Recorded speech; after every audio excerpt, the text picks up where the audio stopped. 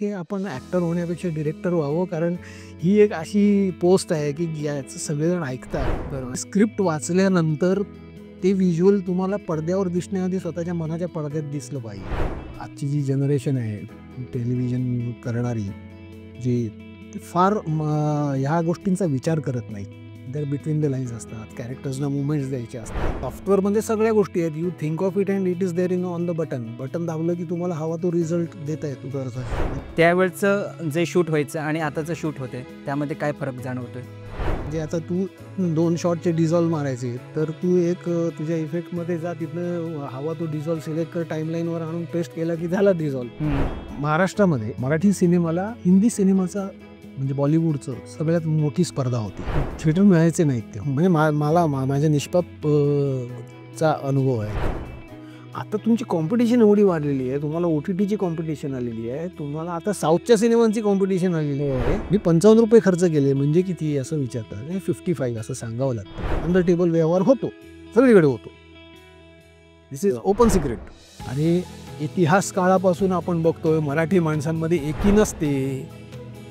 अच्छा, निलेशने आज विवेक देशपांडेंना पॉडकास्टवर बोलवलं आहे का? कधी त्याचा टेलिकास्ट होणार आहे? दुसऱ्या दिवशी दुसरा माणूस मला पॉडकास्टवर बोलवणार आणि तुझ्या आधी रिलीज काय का? बरोबर, एक्झॅक्टली.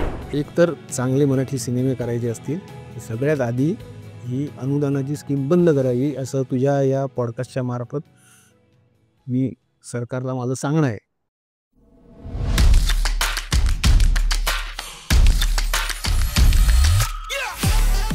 हाय, हॅलो, नमस्कार. गप्पा टप्पाच्या नवीन भागात मी निलेश परब तुमचं सगळ्यांचं मनापासून स्वागत करतो. आज आपण भेटणार आहोत ज्येष्ठ दिग्दर्शक विवेक देशपांडे सर यांना. त्यांनी आतापर्यंत स्वराज्य जननी जिजामाता, स्वराज्य रक्षक संभाजी, गंध फुलाचा गेला सांगून, आपला बुवा असं आहे, आबाळमाया, निष्पाप आणि हिंदीमधील कहाणी घर घर की आणि सास भी कभी बहू थी यासारख्या सिरियल डिरेक्ट केल्या आहेत. तर आज आपण त्यांच्याकडून डिरेक्शनबद्दल बऱ्याच गोष्टी जाणून घेणार आहोत. नमस्कार सर. नमस्कार. तुमच्या पॉडकास्टमध्ये मनापासून स्वागत आहे. तर तुमची डिरेक्शनची सुरुवात कशी झाली? त्याचं प्रशिक्षण तुम्ही कुठे घेतलेलं? त्याचं प्रॉपर प्रशिक्षण असं घेतलं नाही आहे. पण मी शाळेत असतानाच खरं तर ठरवलं होतं की आपल्याला दिग्दर्शक व्हायचं आहे. मी 74 साली जेव्हा बालनट म्हणून नाटकातनं कामं करायला सुरुवात केली, तेव्हा त्यावेळेचे मी ज्या नाट्यसंस्थेत काम करत होतो, नेश्मा थिएटर्स नावाची आमची मालाडला एक संस्था होती. त्या संस्थेचे जे संचालक होते नितीन मंत्री, त्यांच्याकडे मी काम करत होतो आणि ते त्यावेळेस इतर बाहेर व्यावसायिक नाटकांमध्ये सुद्धा कामं करायचे. तर त्यांच्याबरोबर त्या तालमीला मी जेव्हा जायचो, तेव्हा ते अजयन्या वर्तुळाचा विजयाबाईंचं नाटक ते करत होते. नंतर त्याच सूर्यास्तमध्ये त्यांनी कमलाकर सारंग यांच्याबरोबर काम केलं. असे अनेक लोकांबरोबर त्यांनी काम केलं. तर त्यांच्या तालमीला मी जायचो. तेव्हा सारंग सर, विजयाबाई हे नाटक डिरेक्ट करताना काय करतायत, त्यांच्या कामाने मी इम्प्रेस झालो आणि मला असं वाटलं की आपण ॲक्टर होण्यापेक्षा डिरेक्टर व्हावं, कारण ही एक अशी पोस्ट आहे की ज्याचं सगळेजण ऐकतात. बरं. आणि नाटक हे त्या माणसाच्या पॉइंट ऑफ व्ह्यूने उभं राहतं कलाकारांपेक्षा. म्हणून मी शाळकरी जीवनातच खरं तर हा निर्णय घेतला की आपल्याला डिरेक्टर व्हायचं आहे. ओके. आणि मी तेव्हा 8वी-9वीत असेल तेव्हा मी हे डिक्लेअर करून टाकलं होतं. आणि मग पहिली नाटक किंवा मालिका कोणती? मग नितीन मंत्री यांच्याच हाताखाली काम करता करता बऱ्याचशा गोष्टी त्यांच्याकडे शिकलो.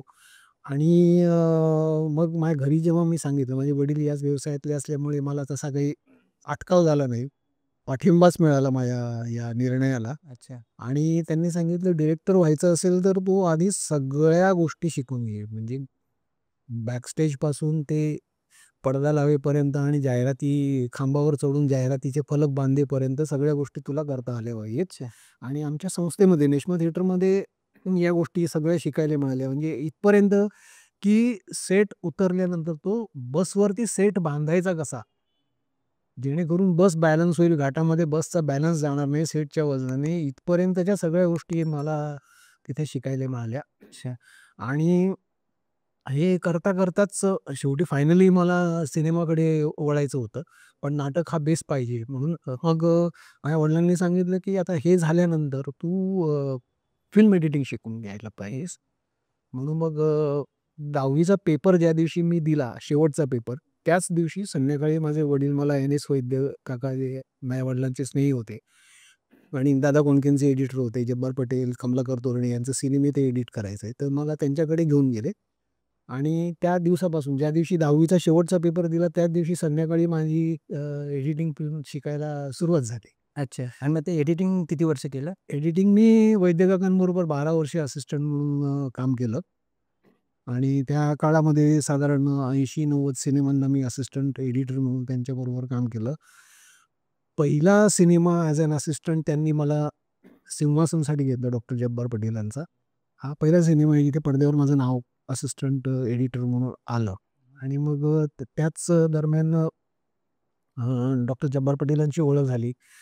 मग उंबरठासाठी मी त्यांना सेकंड असिस्टंट म्हणून जब्बार पटेलांबरोबर काम केलं. त्यांच्याबरोबर मी 4 सिनेमे केले. उंबरठाचं हिंदी व्हर्जन होतं सुबह ते केलं.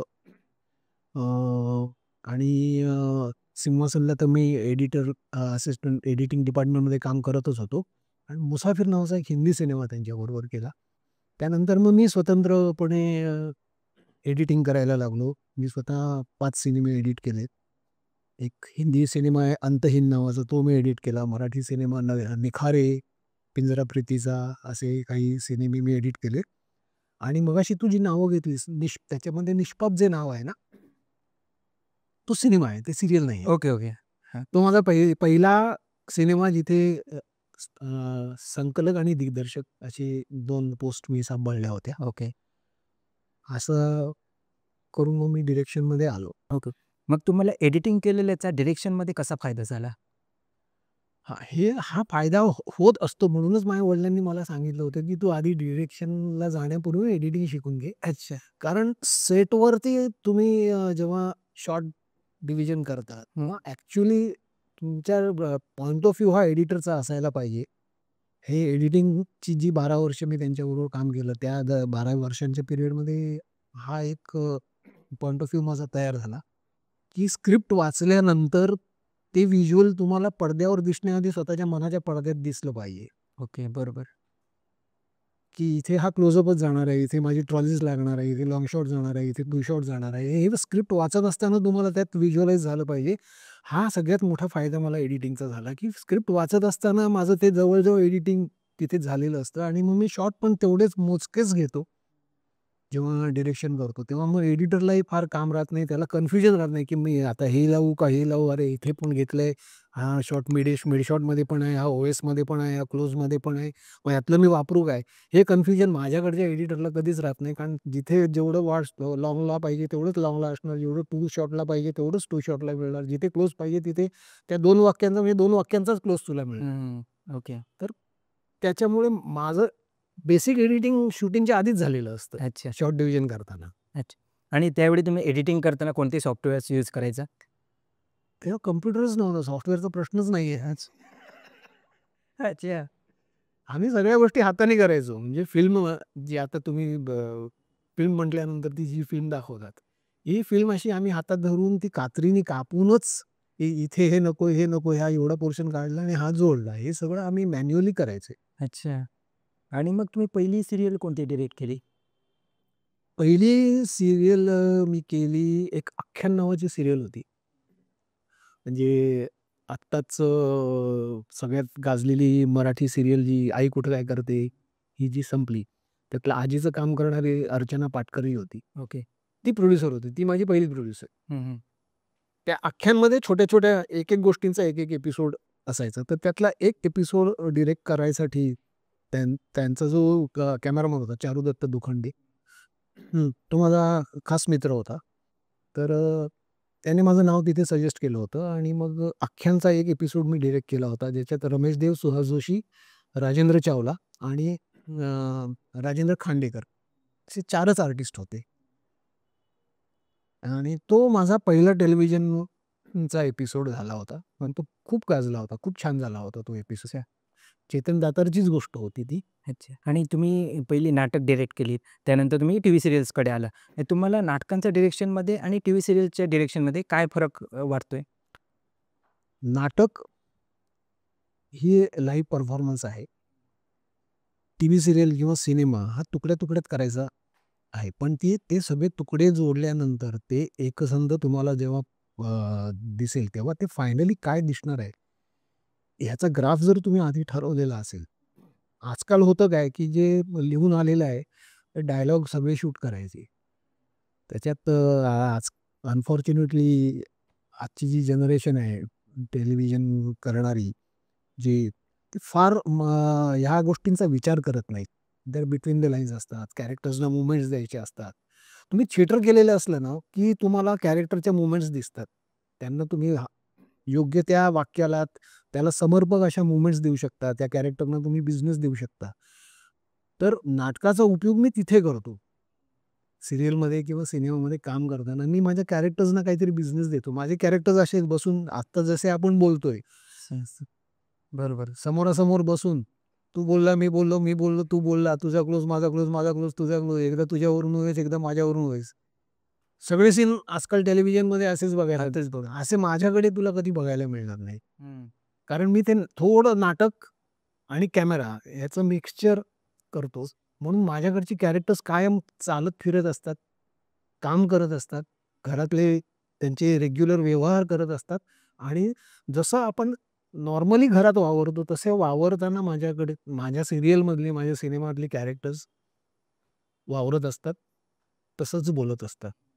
सध्या तर असं सांगतात की मुव्हमेंट्स घेऊ नका, शॉट वाढेल. असं पण सांगतात. अरे, उलट ते बरं असतं कारण तुम्हाला दिवसाअखेर 25 मिनिटाचा आमच्या वेळेस 19-20 मिनिटाचं टार्गेट होतं. मी 20 मिनिटाचं टार्गेट काढलंच पाहिजे. आता तर 25 आणि 30 मिनिटं काही प्रोड्युसर, प्रोडक्शन हाऊसेस 40-40 मिनिटाचं तुमच्याकडे आस्किंग रेट असतो. तर अशा वेळी तुम्ही मुव्हमेंट्स आणि ट्रॉली व्हील वापरली ना, ते मिनिटं भरून निघायला बरं पडतं ना. बरं पडतं. बरोबर. हं. नुसते लिहून दिलेले संवाद म्हटलं तर ते एक पान जर म्हटलं, एक पान 1 मिनिट निघतं. हेच जर एक पान माझ्या हातात दिलं आणि मी जर मूव्हमेंट कंपोज करून दिल्या, तर त्या एक पानाची मी 2-2.5 मिनिटं काढतो. अच्छा. अच्छा. गेली 50 वर्ष तुम्ही या क्षेत्रात आहात. तर 50 वर्षात तुम्हाला काय फरक जाणवला? कसं डेव्हलपमेंट झालंय किंवा त्यावेळचं जे शूट व्हायचं आणि आताचं शूट होतंय, त्यामध्ये काय फरक जाणवतोय? सगळ्यात महत्त्वाचं म्हणजे टेक्नॉलॉजी एकदम 180 डिग्रीजमध्ये गेलेली आहे. पूर्वी मगाशी मी तुला म्हटलं तसं सगळ्या ज्या गोष्टी मॅन्युअल व्हायच्या आणि एखादी गोष्ट किंवा एखादा परिणाम आपल्याला साधायचा आहे, तर तो साधण्यासाठी तुम्हाला काय-काय करावं लागेल, हे स्क्रिप्ट वाचत असताना तुम्हाला डिसाईड करावं लागतं. आता हल्ली तसं नाही आहे, कारण सॉफ्टवेअरमध्ये सगळ्या गोष्टी आहेत. You think of it and it is there in on the button. Button दाबलं की तुम्हाला हवा तो रिझल्ट देता येतो. बरोबर. म्हणजे आता तू 2 शॉटचे डिसॉल्व्ह मारायचे आहेत, तर तू एक तुझ्या इफेक्टमध्ये जा, तिथनं हवा तो डिसॉल्व्ह सिलेक्ट कर, टाईमलाईनवर आणून पेस्ट केला की झाला डिसॉल्व्ह. हं. आमच्या वेळेस तसं नव्हतं. आम्हाला अच्छा या शॉटपासून या फ्रेमपासून डिसॉल्व्ह सुरू होणार आहे. तर त्या फ्रेमची जी ओरिजिनल निगेटिव्ह असेल, तर ती निगेटिव्ह काढून त्याची एक सॅच्युरेटेड प्रिंट काढावी लागायची. तो दुसऱ्या शॉटमध्ये जिथे डिसॉल्व्ह होणार आहे, त्या दुसऱ्या शॉटची सॅच्युरेटेड प्रिंट काढायची. नाहीतर एक इंटरमिजिएट रॉस्टॉक म्हणून मिळायचा. तो महाग होता. तर तो जर बजेटमध्ये बसत असेल तर इंटरमिजिएट स्टॉकवरती प्रिंट काढायची. ज्या फ्रेमपासून तुम्हाला डिसॉल्व्ह सुरू करायचा आहे, त्या फ्रेमला एक थ्रेड बांधून द्यायचा. ओके. जिथे डिसॉल्व्ह आउट करायचा आहे, तिकडे त्या थ्रेडला तिकडे त्या फ्रेमला एक थ्रेड बांधून द्यायचा. दुसऱ्या शॉटचा डिसॉल्व्ह जिथून सुरू होणार आहे, त्याला एक त्या पहिल्या फ्रेमला थ्रेड बांधून द्यायचा, शेवटच्या फ्रेमला थ्रेड बांधून द्यायचा आणि हे एक ऑप्टिकल डिपार्टमेंट असायचं. ऑप्टिकल करणारे स्पेशल कॅमेराज असायचे. तो सिंगल फ्रेम कॅमेरा असतो. ओके. तो बटन दाबलं की एका वेळेस एकच फ्रेम शूट करतो. तर ही जी तुम्ही दिलेली प्रिंट असते, सॅच्युरेटेड प्रिंट थ्रेड बांधून दिलेली, ती इमेज म्हणून वापरतात आणि त्याच्यासमोर तो सिंगल फ्रेम कॅमेरा, त्याच्यात परत दुसरी एक निगेटिव्ह लोड करायची. ओके. त्याची एक फ्रेम शूट करायची, जो थ्रेड बांधून दिलेला आहे या शॉटची. ती इथनं एक फ्रेम शूट केली, की मग दुसरी फ्रेम वर आणायची. ती शूट करण्यापूर्वी हळूच ह्याचा एक्सपोजर कमी करायचा. असा एक-एक फ्रेम करत एक्सपोजर कमी करत जिथे हा शॉट डिसॉल्व्ह होणार आहे, तुझा संपणार आहे, तिथपर्यंत जाऊन कंप्लीट एक्सपोजर बंद होऊन ब्लॅक फ्रेम येईपर्यंत त्यातली एक-एक फ्रेम शूट करत जायची. त्या कॅमेराची फ्रेम परत रिवाइंड करायची, जिथे पहिला फ्रेम होता आणि आता हा जो शॉट तुझा खालून येणारा जो डिसॉल्व्ह इन होणार आहे, त्याची पहिली फ्रेम घ्यायची, ती शूट करायची. आता तू बंद केलेलं एक्सपोजर बरोबर. हळू-हळू एक-एक फ्रेम, एक-एक फ्रेम, इथली एक फ्रेम शूट करायची, ओपन करायचं, एक फ्रेम शूट करायची, ओपन करायचं. असं केल्यानंतर तो डिसॉल्व्ह होणार. ती लॅबला निगेटिव्ह जाणार, ती डेव्हलप होणार आणि मग तुला पाहिजे तो रिझल्ट मिळणार. म्हणजे एक साधा डिसॉल्व्ह करायचा असेल, तर एवढा द्राविडी प्राणायाम आम्हाला तेव्हा करावा लागत होता. आई. आता एक बटन दाबलं, इथून माऊस क्लिकवरती उचललं, टाईमलाईनवर टाकला की झाला डिसॉल्व्ह तुमचा. बरोबर. बरोबर. असे म्हणजे हा एक मी तुला अनुभव सांगितला एका इफेक्टचा. असे खूप काही इफेक्ट्स होते. हे वॉटर डिसॉल्व्ह म्हणजे पाण्यासारखं तुला फ्लॅशबॅकमध्ये जायचं असेल, तर ते पाण्यासारखा असा एक इफेक्ट आहे. तर त्याला वॉटर डिसॉल्व्ह म्हणायचे. बरोबर. तर त्याच्यासाठी वेगवेगळ्या लेन्स होत्या. असे ते ऑप्टिकलमध्ये ह्या इफेक्ट्स करण्यासाठी म्हणजे अमुक एक गोष्ट मला करायची आहे, तर ती करण्यासाठी मला माझ्या हाताशी काय टेक्नॉलॉजी अवेलेबल आहे आणि त्या टेक्नॉलॉजीचा मी कसा वापर करणार आहे. हे मला स्क्रिप्ट वाचताना माहीत असायला पाहिजे. तर मी तिथे लिहीन डिसॉल्व्ह टू. बरोबर. आणि तेव्हा असं पण असायचं ना, की कमी शॉटमध्ये झालं पाहिजे सीन. म्हणजे रिटेक जास्त नाही पाहिजे. हां, त्याचं कारण असं बजेट रिलेटेड होतं. कारण जी ती फिल्म असायची ना, हां. ती खूप महाग असायची. एक तर आपल्याकडे बनत नाही, ती इम्पोर्ट करावी लागायची. म्हणजे ईस्टमन कलर कंपनी होती. ते USA त्यांच्या फिल्म यायच्या. फ्युजी फिल्म कलर होती, ती जपानहून यायची. ओरो कलर होती, ती जर्मनीहून यायची. ती इथून इम्पोर्ट करावं लागायचे. त्याला एक्साईज ड्युटी होती आणि तो रॉस्टॉक, त्याला रॉस्टॉक म्हणायचे. कारण ती त्याच्यावर शूट झाल्यानंतर, ती एक्सपोज झाल्यानंतर, डेव्हलप झाल्यानंतर ती फिल्म व्हायची. पण जोपर्यंत ती एक्सपोज होत नाही, तोपर्यंत तिचा उल्लेख रॉस्टॉक म्हणून केला जायचा आणि तो रॉस्टॉक खूप महाग होता. अच्छा. म्हणजे त्या काळात 1000 फुटाचा एक डबा जो 9.5 मिनिटं रोल होतो, त्या 1000 फुटाच्या डब्याला आम्ही ₹25,000 मोजायचो. अच्छा. बापरे! एवढी कॉस्ट होती त्याची. म्हणून ते जितकी कमी रिटेक तुम्ही घ्याल तेवढी फिल्म वाचेल तुमची. बरोबर. आजच्यासारखं नाही, चला आता 3 कॅमेरे आपले हे लागलेले आहेत. तुम्ही बोला, वाटेल तेवढं बोला, ते चिपमध्ये रेकॉर्ड होतं. बरोबर. नंतर काही चिप रियूज करता येते इरेज करून. तेव्हा रियूजचा प्रश्नच नव्हता. एक्सपोज झाली की कचरेवाल्या म्हणजे ते त्याच्या बांगड्या बनायच्या नंतर. अच्छा. रॉस्टॉकची म्हणजे वेस्ट झालेली फिल्म असायची.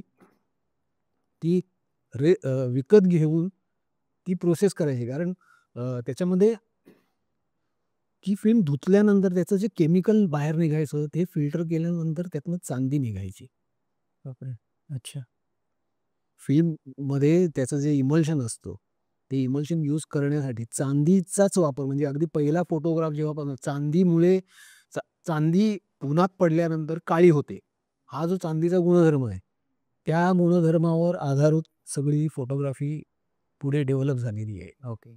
तर ती रॉस्टॉकमधून चांदी निघायची. त्या चांदीचा व्यापार व्हायचा आणि हा ब्लॅक मार्केट होता. खूप गव्हर्नमेंटलाही माहीत नव्हतं की हे केमिकल वेस्टेजमध्ये विकतायत, त्याच्यामधून चांदी निघते. म्हणजे मला आठवतंय एका वर्षी साधारण 80च्या दशकात मुंबईतल्या जेवढ्या फिल्म लॅबोरेटरीज होत्या, त्या दिवशी त्यांच्यावर एकाच दिवशी धाड पडली आणि जेवढं केमिकल त्यांनी आत्तापर्यंत विकलं होतं, त्या सगळ्याचा त्यांना दंड भरावा लागला होता. कारण त्या केमिकलमधून चांदी हे लोक विकायचे. केमिकलमधली चांदी काढून विकायचे. तर बॉम्बे फिल्म लॅबोरेटरी आहे, तारदेवची फिल्म सेंटर लॅबोरेटरी आहे. अशा जेवढ्या फिल्म डेव्हलप करणाऱ्या ज्या लॅबोरेटरीज होत्या ना, त्यांच्यावर एकाच दिवशी धाड पडली होती. अच्छा. एक्साईज डिपार्टमेंटची. जेव्हा त्यांच्या लक्षात आलं म्हणजे सिनेमा सुरू झाला कधी आणि हे मी 1980च्या दशकातली तुला गोष्ट सांगतो. तोपर्यंत सगळे अनभिज्ञ होते, की हा चांदीचा व्यापार छुपा होतोय या केमिकलच्या वेस्टेजमधून आणि ही चांदी वापरली जाते म्हणून आपल्या सिनेजगताला रुपेरी पडदा म्हणतात. ती चमक-धमक आहे, लाईट चमकतायत म्हणून त्याला रुपेरी पडदा म्हणत नाहीये किंवा सिल्वर स्क्रीन तेवढ्यासाठी म्हणत नाही, की चमक-धमक आहे. त्याच्या बेसिक इमल्शनमध्ये चांदी वापरली जाते. म्हणून त्याला सिल्वर स्क्रीन म्हणतात. म्हणून ते रुपेरी जग म्हटलं जातं. हे 99% लोकांना माहीत नाही. नाही सिरियसली. खरंच. हं. अजून असे कोणते इक्विपमेंट्स होते जे जुने वापरायचे? लाईटसाठी काय वापरायचे त्यावेळी? हे आता आपण हे कूल लाईट्स वापरतो. हो. तेव्हा टंगस्टन हा एकच म्हणजे ती फिलामेंट जुने आपले बल्ब जुन्या काळातले बल्ब होते, की ते त्याच्यात तो येलो लाईट लागायचा. तर ते त्याचेच लहान-मोठे प्रकार आणि त्याला वेगवेगळ्या पॉवर्सच्या आतल्या फिलामेंट्स असायच्या. त्याच्यावरती त्या लाईटची इंटेन्सिटी ठरलेली असायची आणि तो बल्ब ज्या बॉडीमध्ये असेल ती जुने तुम्ही फोटोमध्ये बघत असाल तर त्याला मागे हा मध्ये बल्ब आहे, त्या बल्बच्या मागे एक मिरर, कॉन्केव्ह मिरर, जो लाईट रिफ्लेक्ट करणार आणि बल्बच्या पुढे एक कंडेन्सर काच असायची. त्या काचेला रेघा रेघा गोल गोल गोल गोल वर्तुळ असतात. ते कंडेन्सर आहे त्या काचेचं. त्यातनं तो लाईट मल्टिप्लाय करून तो बाहेर पाठवते कंडेन्सरनी. तो जर कमी करायचा असेल तर त्या बल्बला सुद्धा आतमध्ये पोझिशन असायची. तो बल्ब रोटेट करून त्याला एक चावी असायची. त्याला हार्ड आणि सॉफ्ट म्हणायचे. ओके. तर तो मागच्या मिररकडे जेवढा जाईल तेवढा त्या मिररमधनं जास्त लाईट फेकला जायचा. तर तो सॉफ्ट म्हटलं जायचं. तो बल्ब पुढे ढकलला की तो कंडेन्सरच्या जवळ जायचा. त्याच्यामुळे तो लाईट असा दाबला जायचा. मिररपासून बल्ब लांब गेल्यामुळे लाईट दाबला जायचा. मग त्याला सॉफ्ट म्हणायची. त्याला आणखीन जर तुम्हाला लाईटला कमी करायचं असेल तर आपली तुम्ही घरामध्ये चाळणी वापरतो आपण धान्य चाळायला वगैरे, अशा चाळणीची जी जाळी असते वेगवेगळ्या साईजच्या जाळ्या असायच्या. ती जाळी, एक जाळी टाक, 2 जाळी टाक, त्या लाईटच्या समोर जाळ्या टाकून तो लाईट अजून कंडेन्स केला जायचा. ओके. कमी केला जायचा, सॉफ्ट केला जायचा, त्याचं इंटेन्सिटी कमी केली जायची. असे इक्विपमेंट्स होते. मग पुढे जाऊन HMI नावाचा एक लाईट आला. तर HMIचा फुल फॉर्म सुद्धा काही म्हणजे कॅमेरा डिपार्टमेंटला काम करणाऱ्या काही लोकांना माहीत नसतो. अशातलं HMI म्हणे HMI म्हणे. That is halogen moulded into iodine. Okay. ते आयोडीनचे बल्ब असायचे ते, आयोडीन गॅसची. तर तो पहिला व्हाईट लाईट आला. तोपर्यंत सगळे येलो लाईट होते. तर हा येलो लाईट तुला जर व्हाईट करायचा असेल तर जुन्या काळात त्याच्यासमोर एक निळा फिल्टर लावावा लागायचा. लाईट निळा फिल्टर लावावा लागायचा. त्याच्यामुळे तो लाईट पांढरट आहे असा भास व्हायचा. अच्छा. असं असं सगळ्या गोष्टी मॅन्युअली कराव्या लागायच्या. कारण आजचा तुम्ही जसं मॉनिटरवर बघून गोष्टी करता, मॉनिटर हा प्रकारच नव्हता. ओके. बघून करणं हा भाग. इमॅजिन करा आणि तुम्ही जे करताय ते डेफिनेट करा. कारण ती फिल्म सुद्धा एक्सपोज झाल्यानंतर ती लॅबमध्ये जाणार, ती डेव्हलप होणार, त्याची निगेटिव्ह होणार, ती निगेटिव्ह सुकणार, त्याला सुकायला एक स्टँडिंग टाइम द्यावा लागतो. ती झाल्यानंतर तुम्ही त्याच्यावरून एक वर्क प्रिंट काढता, त्याला रश प्रिंट म्हणायचे. तर ती रश प्रिंट तुम्ही जेव्हा बघाल तेव्हा आज झालेलं शूट तुम्हाला 5-6 दिवसांनी बघायला मिळणार पडद्यावर. अच्छा. आपल्या आजच्यासारखं नाही, शॉट झालं की चला सगळे मॉनिटर समोर आले आणि बसले, त्याला दाखव काय झालं, अरे नाही हे जरा कमी वाटतं, आपण हे परत करूया, आणि इथे जरा ते चुकले, आपण जरा परत करूया. हा चान्स नव्हता तेव्हा. आणि मग समजा रिशूट करायचं झालं तर ते 8 दिवसांनी परत करायचं. अच्छा. आता ना बरीच ॲडव्हान्स टेक्नॉलॉजी आली आहे, बरंच शूट सोपं झालं आहे. तरी पण आता तुम्हाला काय वाटतं, काय चॅलेंजेस आहेत सध्या म्हणजे मराठी चित्रपटसृष्टीमध्ये? चित्रपटसृष्टीला सगळ्यात मोठा चॅलेंज मराठी माणसांच्या घरात आहे.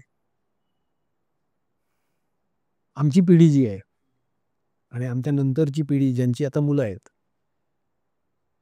या पिढीने आपल्या पुढच्या पिढीवर संस्कारच असे केले आहेत की मराठी म्हणजे काहीतरी लो स्टँडर्ड आहे. Marathi is not meant for me, असा एक समज आमच्या पिढीने पुढच्या पिढीवर गेलेला आहे आणि पुढच्या पिढीने त्यांच्या पुढच्या पिढीवर. तर मराठीकडे ही माणसंच वळत नाही. पुढची पिढी, आमच्या नंतरची जी पिढी आहे ना, ही मराठी सिनेमाकडे वळत नाही. आपलं नाटक श्रीमंत आहे, बरोबर, पण नाटकात काम करणं किंवा नाटक बघायला येणं याच्यासाठी मराठी ऑडियन्स आहे, पण मराठी सिनेमाकडे माणूस जात नाही. ह्याचं पहिलं कारण हे आहे की मराठी, आणि कसं आहे की तो जो काळ होता ना तेव्हा महाराष्ट्रामध्ये मराठी सिनेमाला हिंदी सिनेमाचा म्हणजे बॉलिवूडचं सगळ्यात मोठी स्पर्धा होती. बरोबर. थिएटर मिळायचे नाहीत ते. म्हणजे मला माझ्या निष्पाप चा अनुभव आहे, की दादरचं चित्रा टॉकीज आमच्या डिस्ट्रिब्युटरनी निष्पापसाठी बुक केलं होतं. आम्ही डिक्लेअर केलं होतं. चित्रा टॉकीजला निष्पाप लागतोय म्हणून. पण त्याच वेळेस संजय दत्तचा कुठलातरी एक मोठा सिनेमा आला. मला आता त्या सिनेमाचं नाव आठवत नाही. तर तो डिस्ट्रिब्युटर मोठा. त्यात संजय दत्त हिरो. माझ्याकडे किरण करमरकर नवीन हिरो. आपला कल्याणचा अरविंद सरफरे होता. त्याच्यामध्ये दीपाली परदेसी नवीन हिरोईन. विनय आपटे नवा विलन. ही सगळी नवीन मंडळी होती त्या सिनेमात. विनय आपटेला आम्ही त्या सिनेमात पहिल्यांदा मराठी सिनेमात इंट्रोड्यूस केलेलं आहे नवा खलनायक. नाववालं कोण नाही. तर आम्हाला दिलेल्या तारखा म्हणजे डिक्लेअर केलेलं, आम्हाला सांगितलं की नाही तुम्हाला इथे सिनेमा नाही लावता येणार, इथे आम्ही ह्या डेट्स हिंदी सिनेमाला दिल्या. ही परिस्थिती. पण तेव्हा फक्त हिंदी सिनेमाचं कॉम्पिटिशन होतं. मग हिंदी सिनेमानंतर काय झालं, टेलिव्हिजन पॉप्युलर झाला. मग मराठी सिनेमाला टेलिव्हिजनची स्पर्धा करावी लागली. हिंदी सिनेमाबरोबर टेलिव्हिजनची स्पर्धा करावी लागली. मग अचानक भोजपुरी सिनेमांची लाट आली. अच्छा. खूप भोजपुरी सिनेमे अचानक मुंबईमध्ये रिलीज व्हायला लागले. आपल्या मराठी निर्मात्यांनी काही म्हणजे मकरंद अनासपुरे यांनी रवी किरण बरोबर एक भोजपुरी सिनेमा केलेला आहे. आणि तो माझा गुरुतुल्य जो मित्र आहे कांचन नायक त्याने डिरेक्ट केला होता. सचिनचा जो गंमत जम्मत नावाचा सिनेमा आहे ना त्याचा भोजपुरी रिमेक केला होता. त्यात अशोक नावाचं जे कॅरेक्टर आहे ते मकरंद अनासपुरे आणि सचिनचं जे कॅरेक्टर आहे ते रवी किरणने असा तो भोजपुरी सिनेमा केला होता. म्हणजे इतकं भोजपुरी पॉप्युलर झालं होतं. ओके. मग हिंदी सिनेमाबरोबर टेलिव्हिजन बरोबर स्पर्धा करायची, हिंदी सिनेमाबरोबर स्पर्धा करायची, भोजपुरी सिनेमांची लाट आली होती त्यांच्याबरोबर स्पर्धा करायची. बरं या स्पर्धेमध्ये टिकून राहण्यासाठी म्हणून जे आपल्या निर्मात्या आणि दिग्दर्शकांनी आणि लेखकांनी करायला हवं होतं ते केलं नाही. आम्ही मार्केटमध्ये जाऊन एखाद्या हिट हिंदी सिनेमाची VHS आणायची, ती गोष्ट उचलायची, त्याची कॉपी मारायची आणि येणं केनं प्रकारेनं त्याच्यामध्ये अशोक मामाला आणि लक्ष्याला कास्ट करायचं आणि सिनेमा करायचा. असं केल्यामुळे मराठी सिनेमा जाम मागे पडला. आणि आता म्हणशील तर आता तेव्हा मुंबई आणि पुणे ह्या 2 शहरांमध्ये तर या सगळ्यांच्या बरोबर इंग्रजी सिनेमांची सुद्धा मराठीला कॉम्पिटिशन होती. मराठी मिडल क्लास माणूस आहे किंवा मराठी माणूस आहे, त्याचं महिन्याचं बजेट ठरलेलं असतं. बरोबर. एंटरटेनमेंटसाठी. हो. आणि एंटरटेनमेंट कम्स लास्ट. बाकी घर खर्च पहिले. मग तो त्याच्या महिन्याच्या बजेटमध्ये तो आयदर नाटक बघणार किंवा एखादा हिंदी सिनेमा बघणार विथ फॅमिली. आणि तर ते तेव्हा मराठी सिनेमांना मी मगाशी सांगितलं त्याप्रमाणे की हॉलिवूडची एक कॉम्पिटिशन होती. कारण इंग्लिश सिनेमे असायचे आणि मराठी माणसाचं एक ठरलेलं बजेट असणार. तो एकदम महिन्याला एक नाटक बघेल. फार फार तर त्याच महिन्यात एखादा हिंदी सिनेमा बघेल. संपलं त्याचं बजेट. बरोबर. पण तोच मराठी माणूस कधीतरी इंग्रजी सिनेमा बघायला जाणार. तेव्हा ते एक्स्ट्रा पैसे खर्च होते. कारण त्यांची तिकीटं इंग्लिश सिनेमाची तिकीटं महाग होती. त्याच्यासाठी चर्चगेटलाच जावं लागणार. ते असे इतर कुठे लागत नव्हते. इरॉस, स्ट्रँड, रिगल हे ठरलेले एक्सेलसियर हे ठरलेले थिएटर्स होते. इथेच जाणार.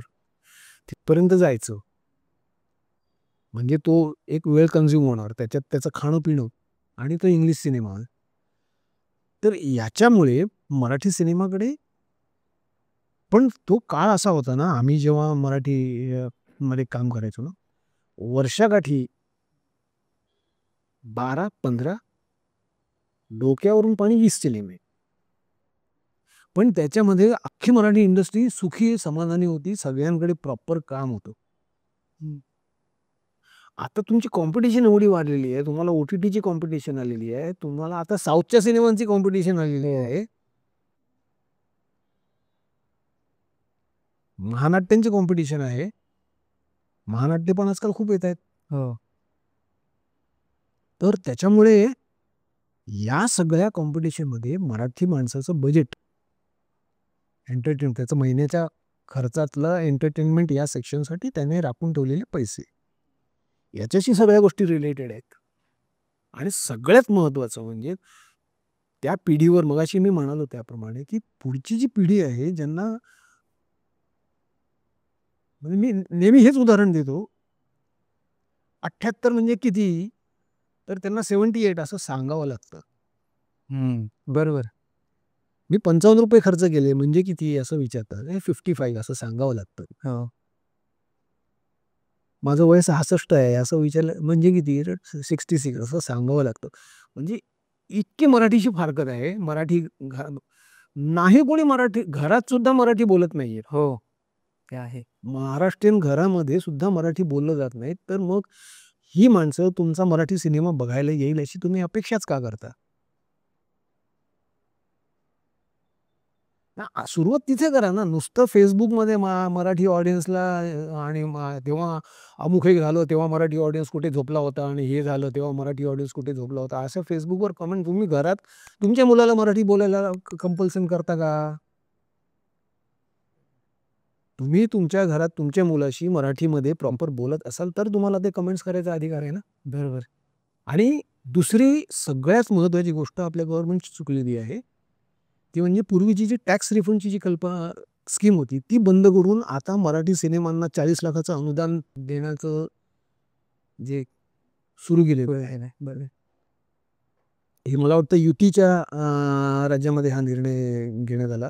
शिवसेना भाजप युती पहिलं सरकार जेव्हा आलं तेव्हा बहुतेक हा निर्णय, आय मे बी रॉंग, पण साधारण त्या काळात हा निर्णय घेतलेला आणि हा सगळ्यात मोठा घातक निर्णय घेतला गेलेला आहे, जिथून मराठी सिनेमाचा डाऊनफॉल सुरू झाला. ओके. पण हे प्रत्येक सिनेमाला मिळतं अनुदान? प्रत्येक सिनेमांना मिळतं असं सांगितलं जातं नव्या निर्मात्यांना. ज्यांना डिरेक्टर व्हायची घाई आहे किंवा आपल्या नावासमोर डिरेक्टर ही पदवी लागावी, अशी ज्या माणसांना घाई आहे ते जरा एखाद्या माणसाकडे आता हा सिनेमा करू शकतो असं 1-1.5 करोड हा माणूस खर्च करू शकतो किंवा, तर त्याला जाऊन सांगायचं की बाबा तू आत्ता एक 50 लाख रुपये घाल, आपण 50 लाखात सिनेमा करू. तो करता करता तो जातो 1.25 करोड पर्यंत. बरोबर. हो. सांगताना त्याला पेपरवर बजेट 50 लाखाचं दाखवतात ही पोरं. पण मग आता हे एवढंच राहिलं, 1-2 गाणी आपल्याला करायची आहेत. तर त्याच्यासाठी जरा आपल्याला इकडे जावं लागेल. मग त्याच्यासाठी जरा एक 20-25 लाख रुपये ॲड करावे लागतील. मग ते गाण्याचा रेकॉर्डिंगचा खर्च, शूटिंगचा खर्च, युनिटला घेऊन तिथे नयनरम्य ठिकाणी जाऊन, बरं नयनरम्य ठिकाणी जाऊन काही कारण आजकाल सगळं कसं आहे, एकदा ड्रोन फिरवला आकाशात, नयनरम्य सगळं छापून आलं. बरोबर. पण होतं काय, का सिनेमा पूर्ण केल्यानंतर हिंदीमध्ये किंवा अन्य भाषिक सिनेमांमध्ये डिस्ट्रीब्युटर नावाचा एक गट आहे. तसा मराठीला डिस्ट्रीब्युटर नाही. मराठी तुम्हाला स्वतः फिल्म थिएटरला जाऊन लावावी लागते. त्याच्यासाठी त्या सिनेमाची पब्लिसिटी करावी लागते. त्याचा एक रिलीजचा वेगळा फंड असतो, वेगळा खर्च असतो. हे निर्मात्याला सांगितलंच जात नाही. त्याला फक्त सेन्सॉरपर्यंतचा खर्चाचा अंदाज दिलेला असतो. सेन्सॉर गेल्यानंतर आधी त्याने 50 लाखाची तयारी म्हणून त्याने 50 चे 60 करता करता ते 1.25 करोड 1.5 करोड पर्यंत गेलेलो असतो. प्रोड्युसर मेटाकुटीला आलेला असतो. त्याने हाऊस म्हणून केलेलं असतं. मग त्याच्या घरातनं त्याला टुमणं सुरू होतं की काय केलंस, काय केलंस, काय केलंस म्हणून त्याला ती रिकव्हरीची घाई असते. पण रिलीजसाठी तुला वेगळं बजेट लागणार आहे हे त्याच्यापासून लपवून ठेवलेलं असतं. ओके. मग तो तोंडावर पडतो. पण तोपर्यंत काय झालेलं असतं, सेन्सॉर करून दिला, तो डिरेक्टर आपले पैसे घेतो आणि मोकळा होतो. आता तुझं तू बघ, हे प्रॉडक्ट तुला दिलं, आता विकायचं ते विक, नाही तर घरात बसून बघ. अच्छा. तर ही डिस्ट्रीब्युटर ही कल्पना तेव्हा आपल्याकडे त्या काळात नव्हती, जेव्हा हे सिनेमे सगळे सुरू झाले. मग येईल त्या कॉस्टमध्ये सिनेमा विकून काहीतरी माझं एकदा निघू दे बाहेर, असे म्हणून निर्माते करायला लागले. आता मला सांग, मी मगाशी तुला म्हणालो की वर्षाकाठी 25-30 सिनेमे, एकच वर्ष होतं तेव्हा 35 सिनेमे झाले होते आणि त्या 35 सिनेमांना वर्षभरात रिलीजच्या डेट वाटून घेईपर्यंत म्हणजे मराठीमध्ये खूप अशी चहलपहल झाली होती. म्हणजे वादळ उठलं होतं की अरे 35 सिनेमे कसे रिलीज, पण तो तेव्हाही सगळं नीट होतं. आता मला सांग, वर्षाचे आठवडे 52 आणि वर्षाकाठी सेन्सॉर होतात सिनेमे 150-200, त्यातला एखादाच सैराट होतो, हो, हे सगळे सपाट. बरोबर. पण नंतर येणाऱ्या निर्मात्यांना परत सैराटचं उदाहरण दिलं जातं की आणखीन पुढच्या वर्षी 200 तयार, आपल्याला सैराट करायचं, आपल्याला सैराट करायचंय. आधी गेल्या वर्षीचे 200, त्याच्यानंतरचे 200, याचा काय हिशोब? हे सगळे डब्यात पडलेले असतात.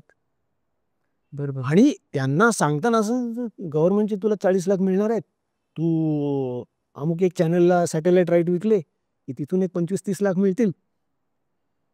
थिएटरला रिलीज केलं तर हमखास तुझे 30-40 लाख तर कुठेच गेले नाहीत. आपलं पिक्चर एकदम मस्त झालेलं आहे, सुपरहिट होणार आहे. तो ते गणित बांधत असतो. 40 लाख मला गव्हर्नमेंट देणार आहे, 25 लाख मला सॅटेलाइट राईट सगळे कोण, बॉक्स ऑफिसवर माझे 40-50 लाख निघतील आणि नंतर आणखी मी ओव्हरसीज वगैरे विकले, सीडीचे राईट विकले, ह्याचे राईट विकले, त्याचे राईट विकले की माझे पैसे कव्हर. पण अनुदान जे आहे, अनुदान ए ग्रेड, बी ग्रेड असे ठरवणारी कमिटी आहे. तुमचा सिनेमा जर खूप उत्तम झाला तर तो ए ग्रेडमध्ये जातो, त्याला 40 लाख. त्याच्यानंतर बी ग्रेडमध्ये आला तर तुला 30 लाख अशी काहीतरी अमाऊंट आहे. ओके, ही अनुदानाची जी स्कीम आहे, ह्या अनुदानाचं गाजर बांधून सगळे सिनेमे येतात. पण त्याच्या आधीची जी स्कीम होती, टॅक्स रिफंड त्याला म्हणायचे लोक, ती टॅक्स रिफंडची स्कीम अशी होती की पहिला सिनेमा तू तुझ्या खर्चाने कर निर्मात्याला, आणि तेव्हा 8-10 लाख डोक्यावरून पाडी. अच्छा. 6 ते 8 लाखामध्ये अख्खा सिनेमा बसायचा, रिलीज पर्यंत सगळं त्याच्यामध्ये. रिलीज धरून तो सिनेमा तू महाराष्ट्रभर सगळ्या थिएटर्सला लाव, तू सिनेमाचं तिकीट बघशील तर त्याच्यावर ते सरचार्ज, एंटरटेनमेंट टॅक्स वगैरे असे वेगवेगळे तुझ्या, जर तू एक तिकिटाची मूळ किंमत असते त्याच्यामध्ये बायफर्फिकेट दिलेलं असतं की हा एंटरटेनमेंट टॅक्स आहे, हा सरचार्ज आहे. तर मूळ किमतीपेक्षा तो एंटरटेनमेंट टॅक्स नावाचा जो त्यातली जी अमाऊंट असते ती सरकारकडे जमा होते, करमणूक कर, ती सरकार दरबारी जमा होते. थिएटरवर किती तिकीटे विकली जातात, प्रत्येक शोचा एक हिशोब असतो आणि डेली कलेक्शन रिपोर्ट असतो, त्याला DCR म्हणतात. काउंटरवर विकल्या गेलेल्या 4ही शोचा DCR रात्रीच्या रात्री टॅली करायचा असतो. ओके, थिएटरच्या मॅनेजरनी दुसऱ्या दिवशी रात्रीचा 9चा शो संपल्यानंतर त्याचा शो 12ला पडदा पडेपर्यंत त्यांनी सगळं दिवसभराच्या 4ही शोचा हिशोब टेली करायचा. दुसऱ्या दिवशी सकाळी त्याच्या डेली कलेक्शन रिपोर्टवरती स्थानिक कलेक्टरचा शिक्का की काल या थिएटरच्या काउंटरवर इतके पैसे जमा झाले, कलेक्टरचा स्टॅम्प. अच्छा, अजूनही आहे ते. Okay, it is compulsion. पण तो जो टॅक्स रिफंड मधून आपला एंटरटेनमेंट टॅक्स म्हणून गव्हर्नमेंटकडे पैसा जायचा, ती टॅक्स रिफंडची स्कीम अशी होती की गव्हर्नमेंटच्या तिजोरीमध्ये तुझ्या सिनेमाच्या नावावरती एंटरटेनमेंट टॅक्स म्हणून जेवढा सिनेमा पैसा जमा झालेला आहे, तू दुसरा सिनेमा जेव्हा सुरू करशील, दुसऱ्या सिनेमाचं बजेट तुझं 8 लाख आहे, तर त्या टॅक्समध्ये 8 लाखाच्या आतमध्ये तुझ्या नावावर जेवढे पैसे जमा झालेले आहेत ते सगळेच्या सगळे तुला परत मिळणार आहेत. अच्छा, 8 लाखाच्या वरचा 1 रुपया जो असेल तो गव्हर्नमेंट घेणार, पण 8 लाखाच्या आत जितकी रक्कम तुझ्या कंपनीच्या नावाने तिकडे जमा झालेली आहे ती सगळी तुला दुसऱ्या सिनेमाला परत मिळणार आहे. बघ तू काय करणार आहेस, तू पहिला सिनेमा जास्तीत जास्त लोकांपर्यंत पोहोचेल याची खबरदारी तू घेशील ना, डिस्ट्रीब्युटर. बरोबर, डिस्ट्रीब्युटरच्या मागे लागून. आजकाल मराठी सिनेमा लोकांपर्यंत पोहोचतच नाही, कारण सिक्युअर नाही ना. मला 40 लाख नाही मिळाले तरी मी अंडर टेबल थोडेसे चारून अंडर टेबल व्यवहार होतो, सगळीकडे होतो. दिस इज ओपन सिक्रेट. तर ते होतं. तुझा सिनेमा आयदर ए ग्रेड किंवा बी ग्रेडमध्ये पास होतो आणि थोडेसे पैसे तुझे त्यातनं सिक्युअर होतात. बरोबर. माणूस सुखी असतो. माझे पैसे निघाले. मग थिएटरला लागो न लागो. अच्छा. जसं तुम्ही मगाशी म्हणाले ना, की मराठी माणसाचं एक बजेट असतं. ओके. तो महिन्यामध्ये ठरवतो, की नाटक बघायचं की मूव्ही बघायचं. पण समजा एका आठवड्यात 3 ते 4 मूव्ही रिलीज झाली, तर तो सगळे नाहीच बघणार ना किंवा एकही नाही बघणार. तर मग त्या निर्मात्यांमध्ये असं कोऑर्डिनेशन नसतं का, की या सिनेमाला एक रिलीज करू असं वगैरे? अरे, इतिहास काळापासून आपण बघतोय मराठी माणसांमध्ये एकी नसते. अच्छा, निलेशने आज विवेक देशपांडेंना पॉडकास्टवर बोलवलंय का? कधी त्याचा टेलिकास्ट होणार आहे? दुसऱ्या दिवशी दुसरा माणूस मला पॉडकास्टवर बोलवणार आणि तुझ्या आधी रिलीज काय? बरोबर, एक्झॅक्टली. हे झालेलं आहे. हे हे आमच्यासोबत झालंय. पहिल्यांदा आम्ही ना शूट झाल्यानंतर आम्ही फोटो टाकायचो, की शूट झालंय ह्यांच्यासोबत आणि ज्यांनी आधी घेतलेलं असेल ना, त्यांनी 2 महिने झाले रिलीज नाही केला. पण जसं आम्ही फोटो टाकला ना, लगेच रिलीज केला. हां. आणि साऊथचं जे मूव्हींचं आपण म्हणालो, हां. त्यांचं जे ग्रँडर असतं किंवा त्यांचं जे बजेट असतं मूव्हीसाठी बरेच खर्च करतात. तसं आपल्याकडच्या मराठी मूव्हींसाठीचं एवढं बजेट नसतंच. म्हणजे आपण नेहमी त्याच्यासाठी रडत असतो. तर त्यात अरे, हिंदी सिनेमालाही नसतं रे. मराठीचं सोड. हो. साऊथचं एवढं बजेट हिंदीलाही नसतं. बरोबर, बरोबर. तर असं काही करता येण्यासारखं नाहीये का, की बजेट वाढवून एखादा मोठा सिनेमा केला, जेणेकरून मराठीचा चित्रपट परत यायला ज्या एकतर चांगले मराठी सिनेमे करायचे असतील, तर सगळ्यात आधी ही अनुदानाची स्कीम बंद करावी, असं तुझ्या या पॉडकास्टच्या मार्फत मी सरकारला माझं सांगणं आहे. आणि पुन्हा ती जुनी जी टॅक्स रिफंडची स्कीम होती ती सुरू करावी. आणि सगळ्या गोष्टी सरकारने का कराव्यात? तुम्ही काय करणार आहात की? बरोबर. काय काय झालं की सरकारने करा, काय झालं की सरकारने करा. आम्ही काही करणार नाही का? आणि मगाशी मी तुला म्हटलं ना, की मराठी माणूस बरं, सिनेमा वगैरे ह्या सगळ्या गोष्टींच्या बरोबर त्याला एंटरटेनमेंटचे इतरही एव्हेन्यूज इतके ओपन झाले. आज तुम्ही मोबाईलच्या स्वरूपाने सगळं खिशात घेऊन फिरता. बरोबर. अख्खं एंटरटेनमेंट. ट्रेनमधून येताना बघ, सगळे मोबाईलमध्येच असतात. म्हणजे जर त्या ट्रेनच्या कंपार्टमेंटमध्ये एक 350-400 माणसं असतील, तर मोजून एखाद दुसरा माणूस तुला असा दिसेल की ज्याच्या हातात मोबाईल नाहीये. बरोबर. तर इतकं एंटरटेनमेंट चीप झाल्यानंतर, तुझ्या हातात असल्यानंतर, बरं घरात सगळ्यांच्याकडे स्मार्ट टीव्ही, हं. सर्व प्रकारचे ओ-टी-टी आहेत. बरोबर. बरं, ओ-टी-टीमध्ये तुम्हाला पैसे घालायचे नसतील, तर काही असेही ॲप्स आहे लोकांकडे आहेत, पायरेटेड ॲप्स, की ज्याच्यात सगळे ओ-टी-टी फुकट बघता येतात. मग आज थिएटरला लागलाय सिनेमा, ठीक आहे येईल रे, हा नाहीतरी थिएटरला चालणार नाही आहे. 2 महिन्यांनी येणार ना ओ-टी-टीवर, तेव्हा बघेन मी. बरं, ओ-टी-टीसाठी पण त्यांनी पैसे खर्च केलेले असतात ना. केबलवाल्याला पैसे दिलेले असतात किंवा ते Netflix घेतलेलं आहे किंवा झी हॉटस्टार घेतलेलं आहे. त्याचं एक सबस्क्रिप्शन आहे, ते भरलेलं असतं. मग तिथे त्याचा पैसा गुंतलेला असतो ना. बरोबर. मग थिएटरला का जावं? मग लोकांना थिएटरकडे ओढून आणण्या इतकं तुम्ही ग्रँजर दाखवा. बरोबर. तर त्या ग्रँजर आणि व्हिज्युअलायझेशनच्या नावाने तर आपण आपल्यासारखे दरिद्री कोणी नाही आहेत. आम्हाला गोष्टीच व्हिज्युअलाइज करता येत नाही. आणि सगळ्यात महत्त्वाचा मुद्दा, साऊथमध्ये रिलिजियसली सिनेमा बघितला जातो. हो. बरोबर. म्हणजे आपल्याकडचा माणूस सकाळी अंघोळ केल्यानंतर जितका नियमितपणे तो देवाला अगरबत्ती दाखवतो, किमान काही नाही तर निदान